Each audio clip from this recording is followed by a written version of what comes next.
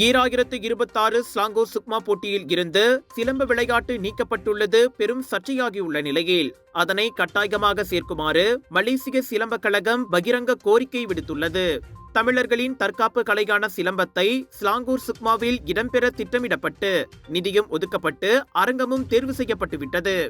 போட்டிக்கு ஆயிரக்கணக்கான பேர் தயாராகியும் வருகின்றனர்.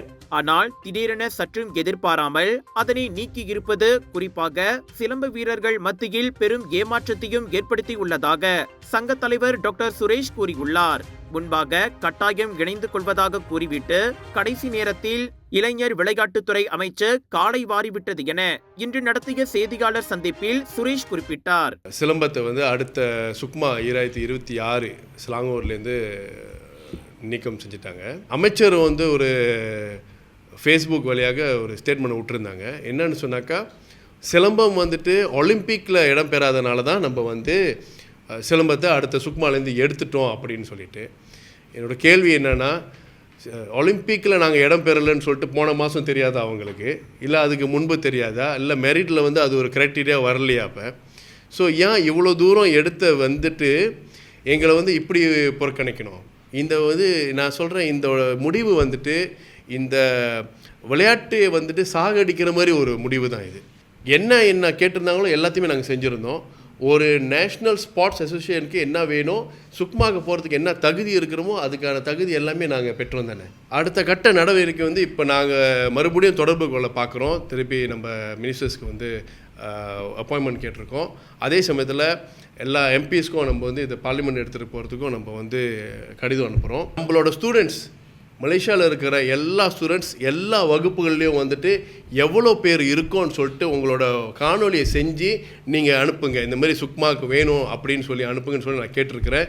அப்போ தான் சும்மா நான் சொல்லலாம், 10,000 பேர் இருக்கும், 15,000 பேர் இருக்கணும், அந்த எண்ணிக்கையை காட்டுங்கன்னு சொல்லி ஒவ்வொரு மாவட்டத்துலேருந்து கிளாப்லேருந்து நான் இன்றைக்கி ஆர்டர் கொடுத்துருக்கேன். இதனால் ஆக்டிவாக சுக்மாவுக்கு போகணுன்னு நினைக்கிற மாணவர்களே 4,000 பேர் மாணவர்கள் இருக்கிறாங்க செலெக்ஷன் பண்ணி வர்றவங்களுக்கு. அதுக்கு மேலே இதை கனவாக வச்சுட்டு எத்தனை மாணவர்கள் இன்னும் படிச்சுட்டு இருக்கிறாங்க. கடந்த 2023 அமைச்சர் சொல்லியிருக்காங்க, 2024 2026 கண்டிப்பாக சிலம்பம் இடம் பெறும்னு சொல்லிட்டு.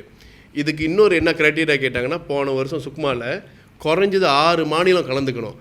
ஆனால் சிலம்பத்துக்கு 14 மாநிலமும் கலந்துக்குச்சே. சிலம்பத்தை ஒரேடியாக நீங்கள் சுக்கான் வாஜிப்பாக கேசட் பண்ணிடுங்க. இப்போ இன்னும் 2 சுக்கான் வாஜிப் எடுத்தாங்க இந்த வாட்டி, சாஃப்ட் பாலும் திஞ்சுவும் எடுத்தாங்க. அதே மாதிரி சிலம்பத்தையும் சுக்கான் வாஜிப் ஆக்கிருங்க.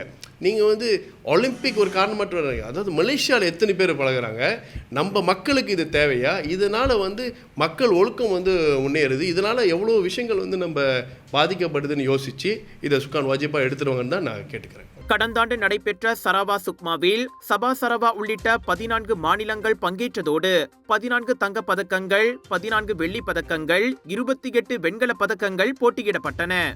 எனவே இளைஞர் விளையாட்டுத்துறை அமைச்சும் ஸ்லாங்கூர் சுக்மா உச்சமன்றமும் தங்களின் முடிவை மீட்டுக்கொண்டு சிலம்பத்தை மீண்டும் சேர்க்க வேண்டும் என சுரேஷ் வலியுறுத்தினார்.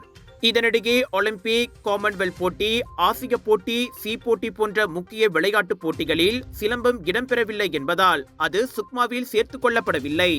உபசரணை மாநிலம் என்ற வகையில் ஸ்லாங்கூருக்கு அம்முடிவை எடுக்க உரிமையுண்டு.